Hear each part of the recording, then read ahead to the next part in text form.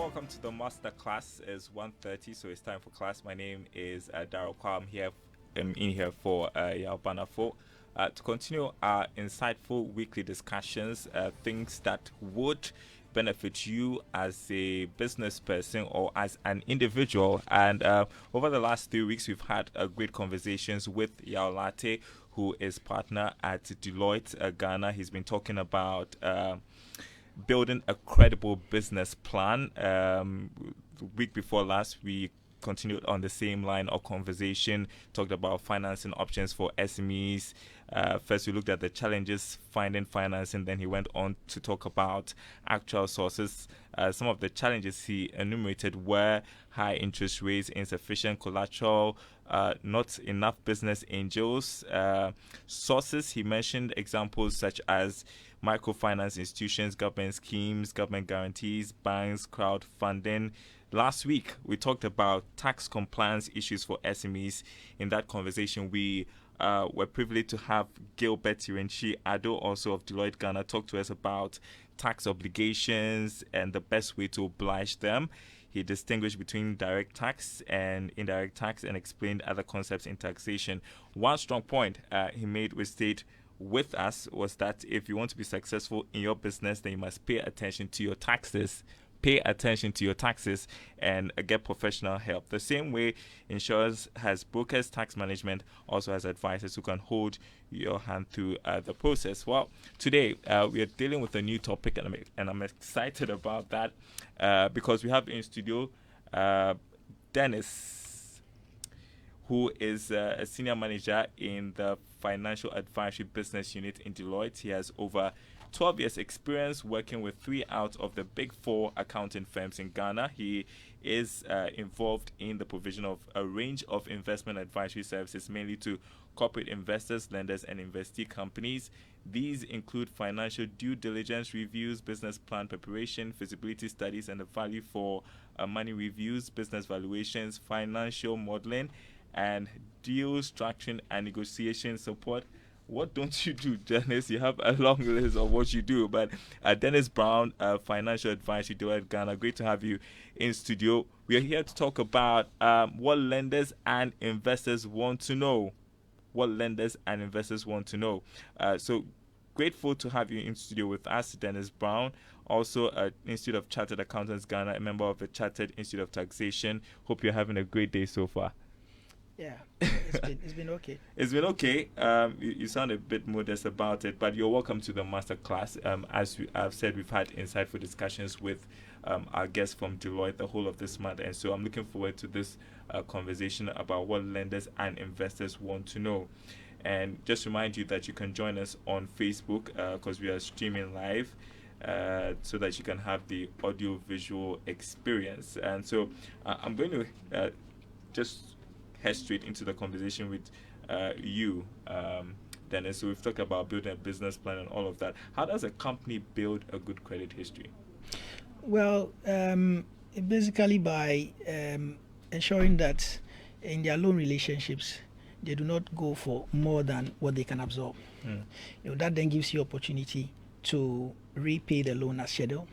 And over time, if you've been in a number of loan relationships, then you would have charted a good history about it. In our system and in many other systems, credit bureaus collect information on, credit, those that have accessed credits, and they are able to, put out a report on what your credit history has been, and it goes to the heart of your credibility. So it's important that at key stages of your business, when you want to access funding, you access funding that you can pay, and then you take then you grow organically into it over time.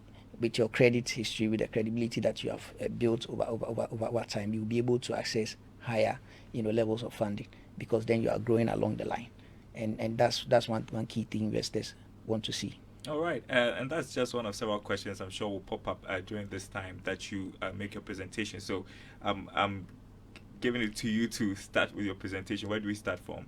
Okay, as you indicated, we are here today to discuss what investors and lenders want to know, and in this case want to know about your business. Okay, and what we then mean is that what are the key things they consider before they invest in your business? Okay, our target today mainly are SMEs, but a lot of the things we'll discuss here today will apply to other businesses as well. And before we do that, let's try and set the context so that we can tailor the discussions to the benefit of our viewers and listeners. So I would like to revisit what probably you may have discussed with Yao the other day in terms of what the funding options are for SMEs. And as you indicated, I think that has been discussed already, so I'm just going to touch on them briefly without even explaining, because that has been properly flogged in previous sessions. So we are talking about microfinance institutions. These type of institutions specializes in providing funding for SMEs. They are regarded as institutions that have built the competencies to understand the risk and opportunities in the SME sector, and therefore are able to design tailor-made credit products to serve the SME sector. So that's a very important source of capital for SMEs. Then you can look at government schemes, where government provide various funding schemes and that are targeted at particular businesses, sometimes in certain segments of the economy, and all of this are usually linked to a bigger strategic objective that the government wants to achieve, whether it is injecting growth in a particular sector of the economy, whether it is to help a particular segment of the market, whether it's youth, in business, women in business. All these things are properly defined when it comes to government schemes. Sometimes governments work with private sector to provide guarantees. That's how they facilitate for private sector to provide funding to SMEs. So in that instance, they are not providing the funding themselves, as you'd see with government schemes, government funding schemes, but they are rather guaranteeing for private sector to provide that funding support. Then there are a set of equity capital providers. When we say equity capital providers, these are capital providers that want to provide capital in exchange for ownership interest in your business. It's very important to differentiate that from debt capital providers. Debt capital providers are your banks and microfinance institutions that want to give you a loan for you to repay back at a certain interest cost to you. But equity providers, they want to provide capital to you in exchange for ownership interest in your business. And there are three types that we can talk about. We have private equity firms. These are very organized firms that raise funds from wealthy individuals and corporates for purposes of investing equity in other businesses. Okay, and that is their modus operandi. Typically, they target very well established businesses with established track record. They like to deal with that end of the market. Then you have venture capitalists who are also providers of equity capital, but they like to deal with startups and businesses or small businesses at very early stages of their maturity curve. Okay, so typically for those type of businesses, they don't have significant history for you to rely on. So the scrutiny then will be more on their business plans.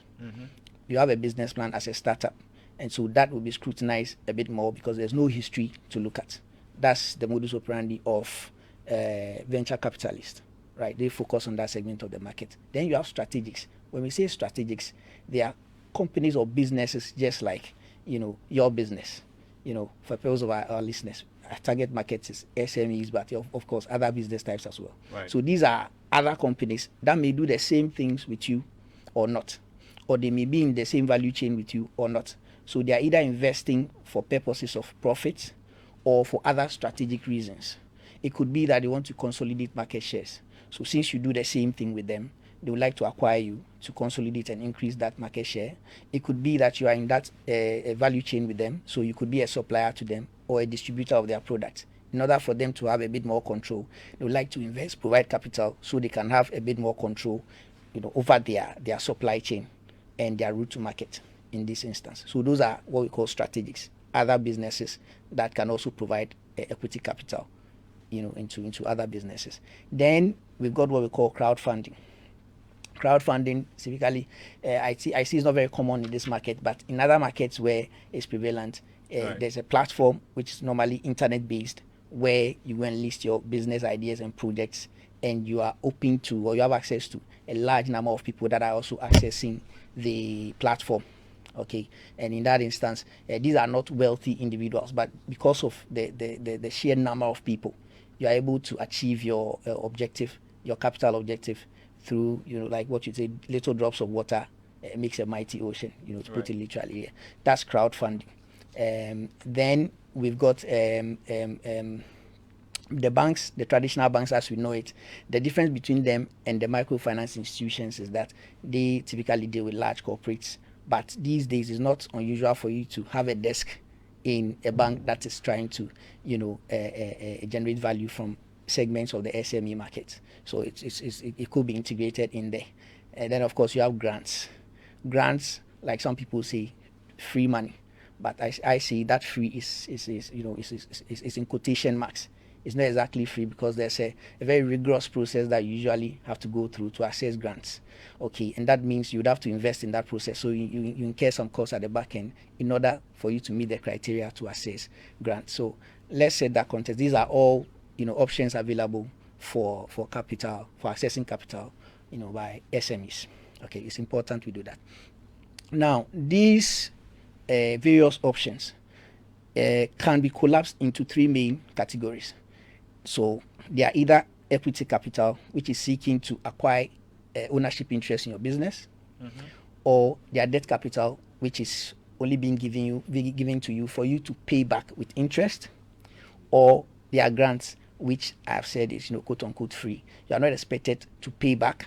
You're not expected to pay the interest. You're not expected to pay back the principal, but you're expected to meet a certain detailed criteria in order to access it, and so you'd have to go through a very rigorous process to access grants, and that's very important for us to lay as well. Now, at this point, maybe we'd want to understand what goes into the decision making for capital providers or financiers, right?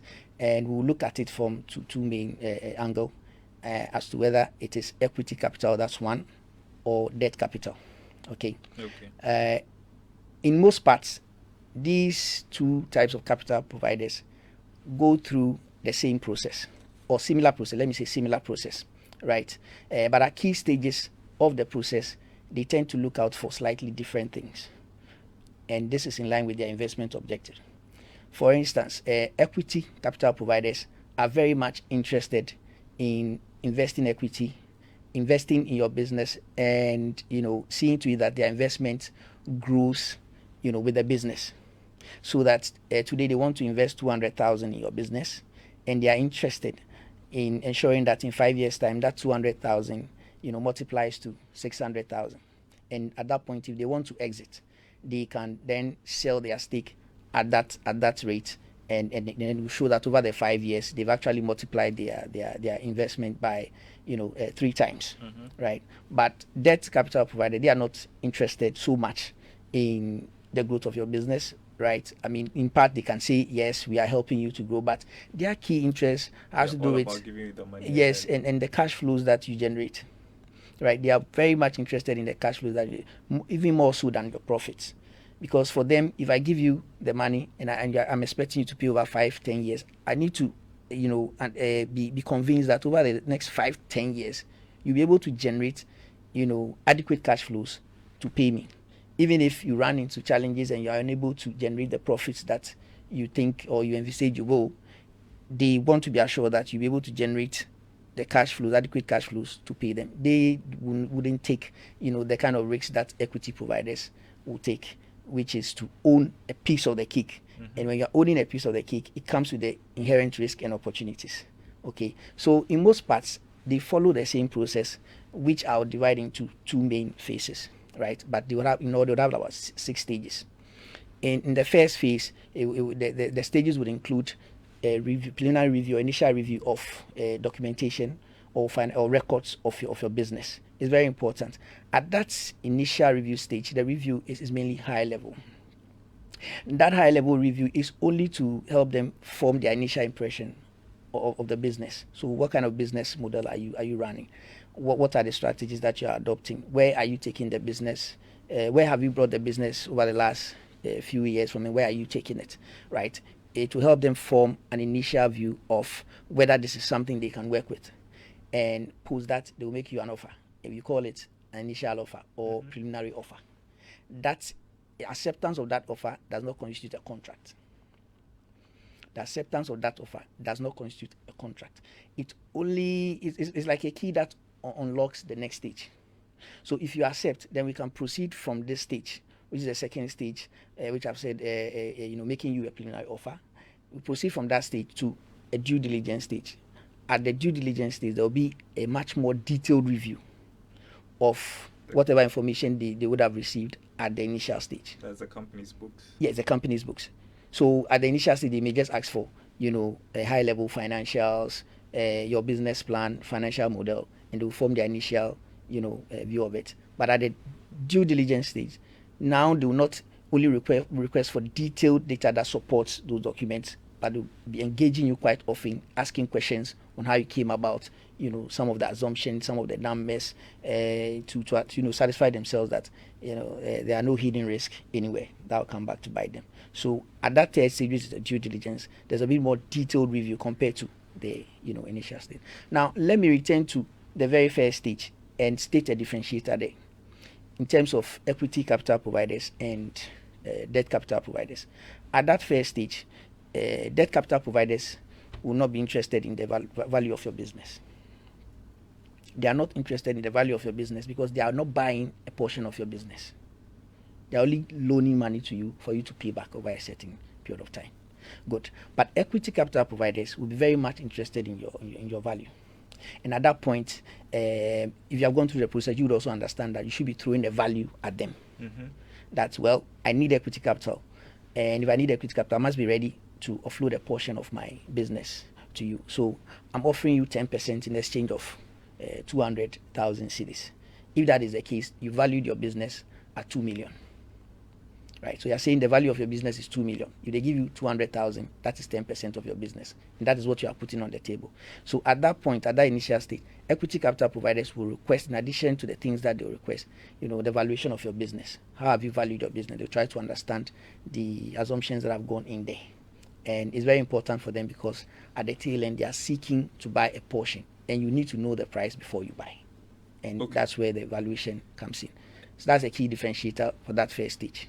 Well, I hope I'm not jumping the gun, but I just wanted to find out, at what point do you advise an SME to open up to equity financing or debt financing? I mean, what should inform that decision?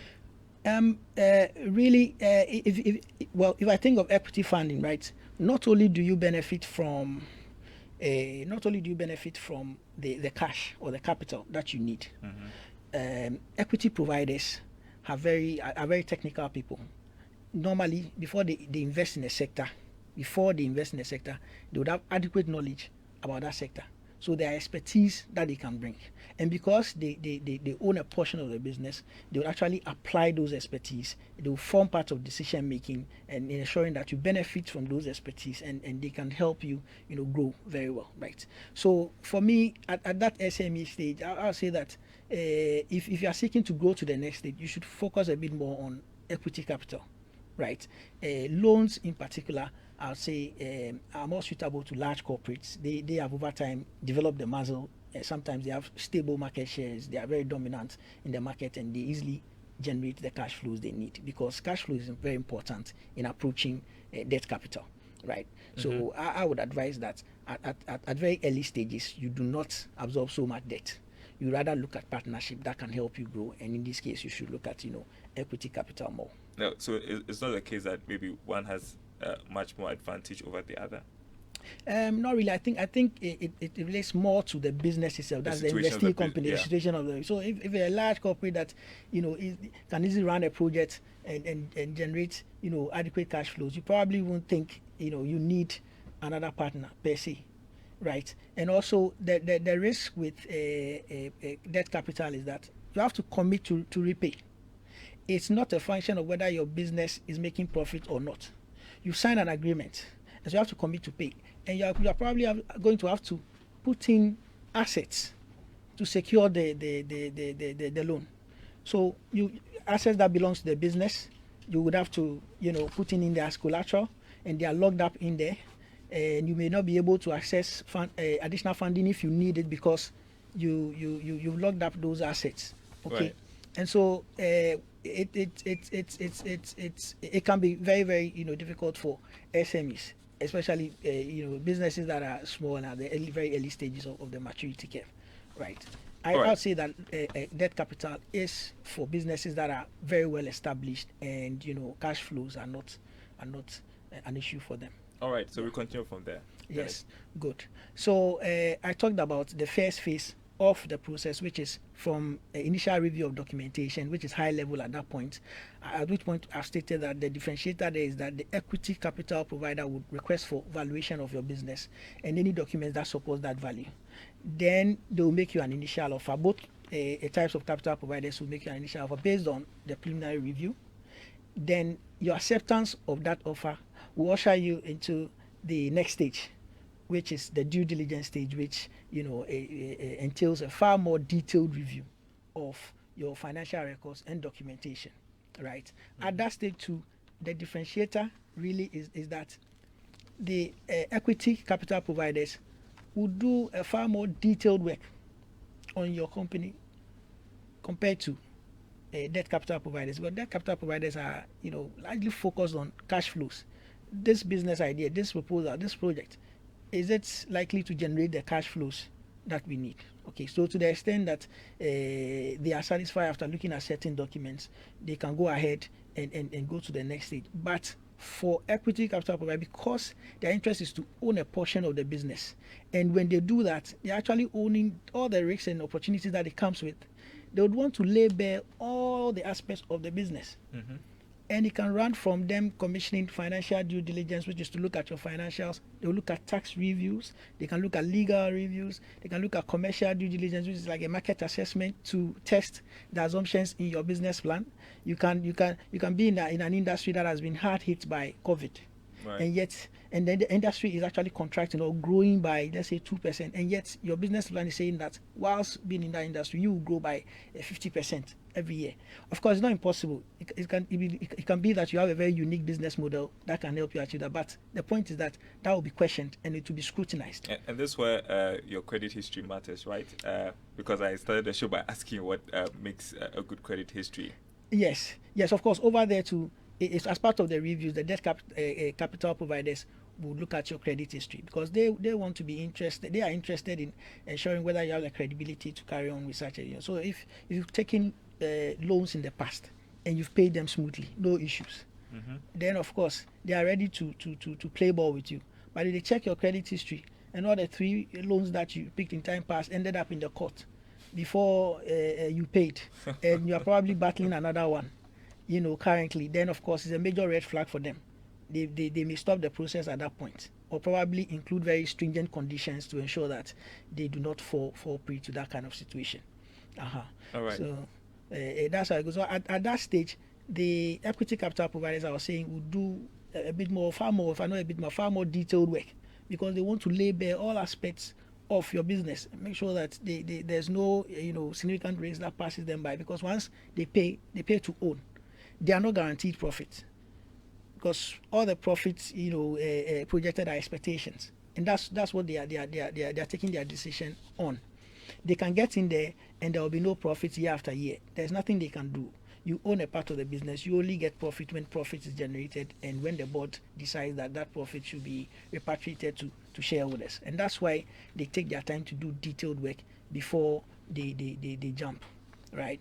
So that's the first phase, and the similarities and the differentiators, across that phase. The second phase is where let me take it one after the other. For the debt capital providers, once they've completed their detailed review, which is the due diligence review, the next thing that is important for them is security or guarantees. What guarantees can they put in place to ensure that they recover their money?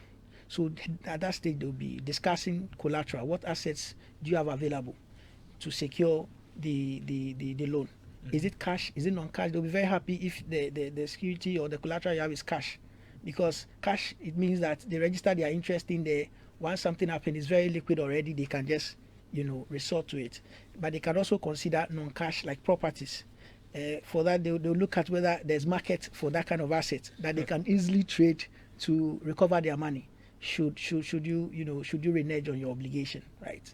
They'll look at the value of that property or collateral and ask themselves whether the value today will be enough to cover the exposure that they are putting themselves through, right? In terms of the money that they are giving you.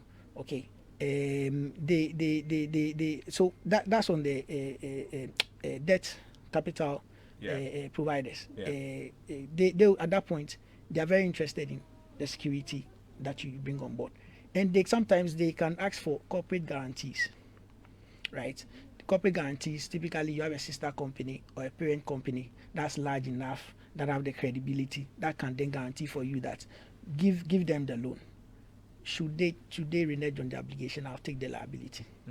That's a corporate guarantee. And sometimes they can look at where some of these things are not available. They'll put stringent conditions in the final offer that they'll give you, including maybe an option for you to open a receivables account with them, where all your credit customers will pay towards your receivables in that account, so that they have control over it. So they are very much interested in the security of the facility at that point in time. Once they go past that stage, then they can make you the final offer. They make you the final offer. If you are happy with the terms and conditions, you sign. Normally there will be conditions precedent, so you go ahead and meet all the conditions precedent, and then the funds will be released for you.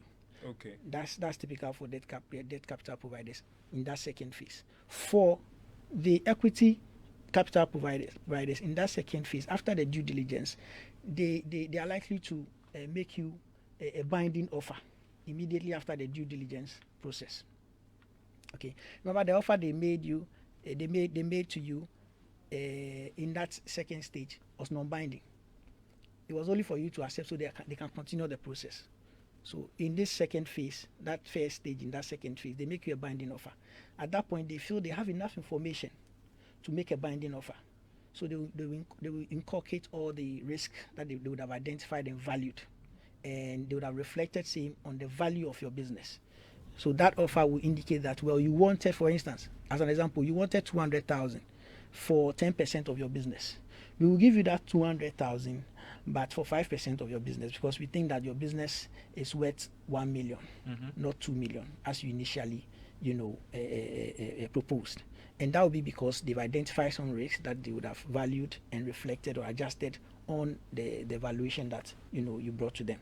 And that typically would usher into a negotiation and deal structuring phase, because you are not likely to be smiling to every term in that binding offer. Right. For instance, your value has been slashed by half, so you are going to have to go to the negotiation table. And typically at that stage, if the two parties are willing to do a deal, then they are going to come to some sort of compromise, and then they end up signing a deal. You talked about terms and conditions. I just, by way of education, what are some of the terms and conditions you expect? I'm asking because maybe under equity funding, the investor doesn't get value for the money invested in the company. What are some of the conditions attached to these agreements? Okay, so at the foremost, like I said, they will state that they are ready to give you the money you want for a certain percentage of the business. There are certain conditions that they will put in that agreement. For instance, the fact that they want a board representation so that they can take part in, decision making, at the very apex of that decision making structure. Okay. That's one thing they will request, equity capital providers would request for. They may also see certain things that at the time of the review are unable to value. They know that these things are a risk, but they are unable to estimate its impact on the value of your business. So, or some of them could be things that could crystallize post signing of the agreement, right? It looks like there's a risk. Like, let's say you are in court, somebody has taken you to court. We don't know what the end will be, but it's been estimated that should you lose, you are going to have to pay 5 million cedis, right? They are going to include conditions in that agreement to say that, well, we are not certain as to whether this is going to happen, but should it happen after we have signed the agreement, it's going to be your liability. Okay, Dennis Brown is my guest this afternoon on the Masterclass. We are discussing what lenders and investors want to know.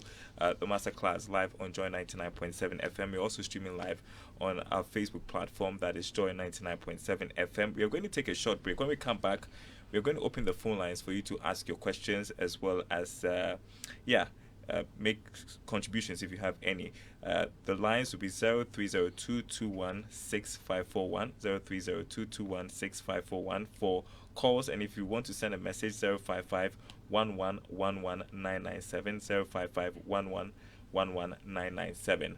We've got more after this break. Stay with us.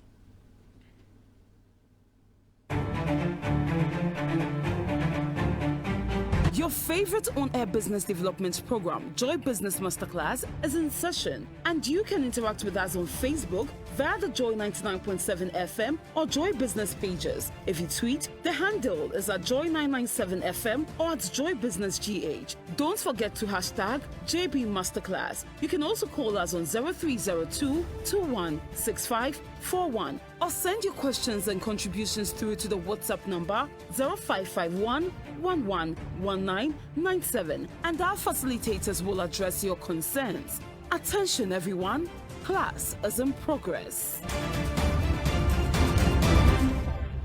All right, welcome back to the Masterclass on Joy 99.7 FM. The Masterclass is brought to you by Gwel Energy, Gwel Yanara India, and GCB Bank, your bank for life. Gwel has good news for you. Gwel is rewarding its prepaying Gold Card customers with 2 pesos discount per litre on fuels. You also can enjoy discount on lubricants at Gwel stations nationwide. Elevate your goodness by joining Gwel Go Club today and enjoy up to 3 pesos per litre discount on fuel, amazing discount on lubricant purchases, free life insurance cover provided by My Life Insurance, accrue and contribute loyalty points to a social group to fund unapproved CSR projects, and above all, enjoy exclusive Gwel branded campaign gifts. Join the Go Club by visiting Gwel stations or offices, Gwel website, registration.gwel.com.gh, and all Gwel social media platforms. Individuals, corporate, family, and social groups join the Go Club now.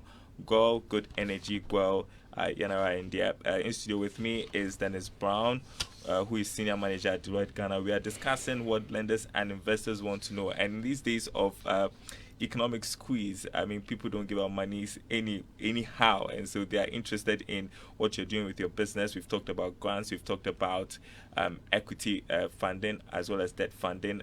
We're in the middle of that discussion before we went on the break. But you can join us with your questions as well. If you run a business, you're looking for investors, I'm sure there are some questions on your mind. You can join us on phone. It's 0302216541, 0302216541, or send us a message on WhatsApp, 055-1111-997, 055-1111-997. And so we'll await that. But meantime, back to our discussion with Dennis Brown. And so, yeah, we're talking about terms and conditions and all of that. I also wanted to find out, my question during these times, as I indicated, is really difficult for people to just give their monies to any business because of, obviously, the situation we are facing with the economy. So, question is there money out there for people to invest in businesses? Yeah, I'll say that there's money now there to the extent that there are people that are into the business of providing capital. There is money out there. The difference is that in and around this time, your business plan and business model will really be tested, right? It's a post-COVID recovery thing. Everybody's going through it. It's been very challenging.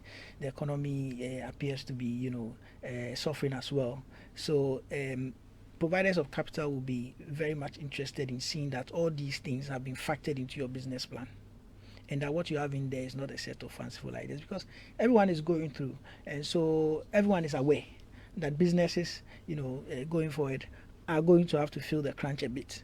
So if we look at your business plan and you seem to be on an island on your own in a very nice place, expecting that you'll be doubling revenue every year, that obviously will be questioned and will be scrutinized, and chances are investors will not take you serious if you haven't taken time to take these conditions into account. You haven't taken time to factor them into your business plan. That is what will make it difficult for you to access capital. But capital is there. private equity firms are still raising funds, and some of them are sitting on large funds, except that before they invest, before they jump, they will look, and listen, and probably even fail as well, before they do that. So the scrutiny will be far more around this time. And the other thing I also wanted to ask under equity funding is the fear by most businesses or some small businesses that the company will be taken over by the investor because they have maybe representation on the board. Is that something to be concerned about? I don't think that's something to be concerned about, because up until you decide to go for equity capital, you would have control of your business, and you can then decide how you want to structure the deal. So you can allow for, let's say, significant minority to come in, right, and still own, let's say, 51% if the whole objective for you is to retain control of your business. Now, I talked about private equity firms, and I did indicate that these are firms with people that have expertise that can help, if you partner them, can help you grow, right? They don't seek to be in your business forever.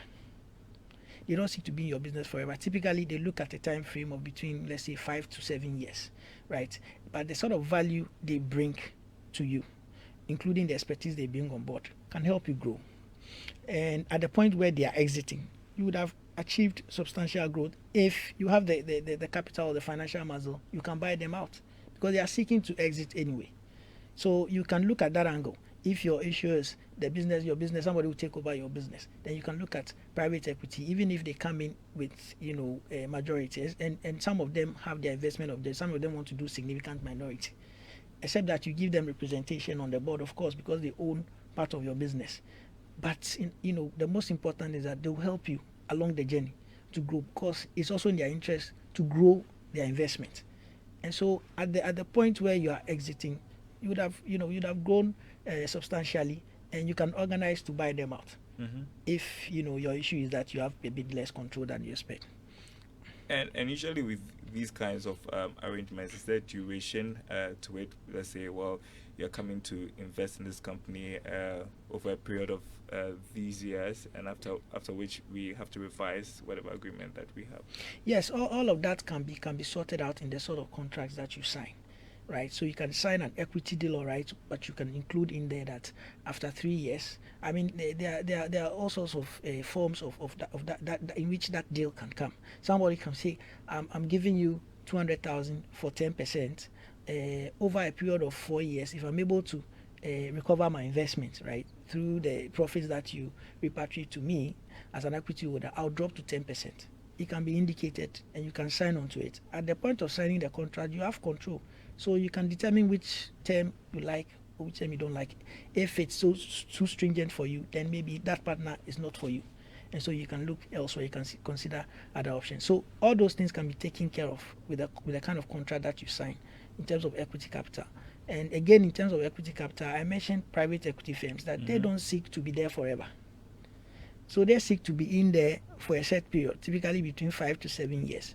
And their objective is to grow their capital. So they are not so interested in, regular repatriation of profits to them. They would rather have the profits re-injected back into the business to, continue growing, to inject growth, so that at the time that they are exiting, they will normally have an investment objective. My objective would be that if I invest today, when I'm exiting, I should exit at 4 times.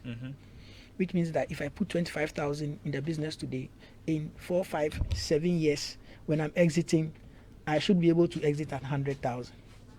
Okay, that's what they like to do. So they don't want to stay in there for forever. So that's also an option. Anything else we need to know? Yes, at this one, I think we need to quickly look. We mentioned that at the due diligence, when we are talking about the process, we mentioned that at the due diligence stage, that's where a bit more detailed work is done by both the equity capital providers and the debt capital providers. So at this point, it's important we look closely at what the key considerations are for them at that stage, because that stage is probably the most important for the contract. It's the most important in the entire process, because it's post the due diligence stage that they are then going to make you a final offer which is binding or not. At that point, they can decide they are not doing it. Okay, let me just interrupt you and just read a few of the messages that have come through. This one says, "Hello, Daryl. Great show for an investor who is looking to place some funds." Just give me a few seconds to. Okay, let's skip that. Let's go to this one. "Hello, Daryl. How can one identify or find an equity investor?" That's a message coming from Nana. Let's do the other messages. This one says, "Great presentation, very insightful. I've learned a lot this afternoon." Duke from SNIT. Let's read one more message. The one I couldn't do. That is, "Hello, Daryl. Great show for an investor who is looking to place some funds. Which option will carry less risk, debt-based funding or equity-based funding?" And that message coming from Winston, who says he likes your submission as well. Okay. So on that question you just asked, which one carries less risk? The one that carries less risk is debt capital, right? Because the nature of it is that when you invest, ordinarily you are assured that you get your money. Okay, that's the nature of the contract. That it's not a function of whether the business is doing well or not. So whether the business is doing well or not, there's a signed contract that says that at these regular intervals you have to pay me this amount. Failing which you can take them on. So that's more assured, and that's why it carries less risk. Okay, but if you invest in equity, that means that you are investing to own a part of the business, and so if the business is not making profits, you bear the risk, like you own it. So that's riskier, if you ask me. But it's a risk and reward thing. All right. It's riskier, but it to turn up to be more rewarding. How could one identify or find equity investor? So I talked about the various types of equity investors. In fact, I mentioned the third one, which is strategic investor, which are other businesses seeking to invest equity, right? Those ones, every company then is a potential strategic investor. But beyond them, you have the venture capitalists and the private equity firms, right? With a simple internet search, you'll be able to find the private equity firms that are operating in Ghana and the venture capitalist firms that are also operating in Ghana, and you can approach them. So that should be fine. Well, I'm not too sure if we can take any more messages. 0551111997, or this other message, just coming through, says, "Hi, my name is Ken. Is there any agency that can help small businesses package themselves to seek for funding, equity or debt?" I think, as to whether there's a name that can be mentioned, I'm not so sure. But I think if you approach venture capitalists, right, and explain your ideas to them, they probably put you through, or let you in on some of the things that they are interested in. Because the kind of business she's talking about, it's basically like a starter, a small business, which is what venture capitalists are interested in. So if you approach them, they'll probably tell you the kind of things they are interested in, and that would also help you, package your business. But honestly, I don't know of a name that is an agency, that's designed to help, small businesses package, themselves for capital. Okay, I just feel that you have a lot to share. We've just scratched the surface of it, but we've run out of time actually, and so maybe there should be a part 2. Maybe the producers would have to consider that. But that's been the masterclass for you. You want to say something? Just 30 seconds, because I really have to rush out of the studio. Okay, 30 seconds is not enough to cover the rest of the material. But I think at this point, I want to throw in this advice to SMEs. Typically, what we find is that they typically don't pay attention to keeping good records, and that can affect them in that process to obtain capital. Because as I've mentioned, that is very, very important. Do you mind sharing your contact, because somebody wants to have a contact, maybe? Okay, that's fine. Can I? Yeah, just go ahead. Okay, 0243 20 58 00. 0243 20 58 00. If you have some more questions, you can bother Dennis Brown. He's senior manager at Deloitte Ghana. I'm sure he'll have some good advice for you. I see some of your questions still coming through, but we need to... Don't call late in the evening. Somebody's calling your phone right now. But that's the masterclass, everyone. Thanks for listening. You can always... head back to Facebook and listen again and again at this presentation by Dennis Brown, who is Senior Manager at Deloitte Ghana. Remember that the masterclass is brought to you by Gwell Energy Gwell, Yanarayandia, and GCB, your bank for life. I don't know if there'll be a part 2, but watch out. This is certainly something to revisit. Thanks for listening, everyone. Ignition continues right now. My name is Darryl Kwao. Goodbye.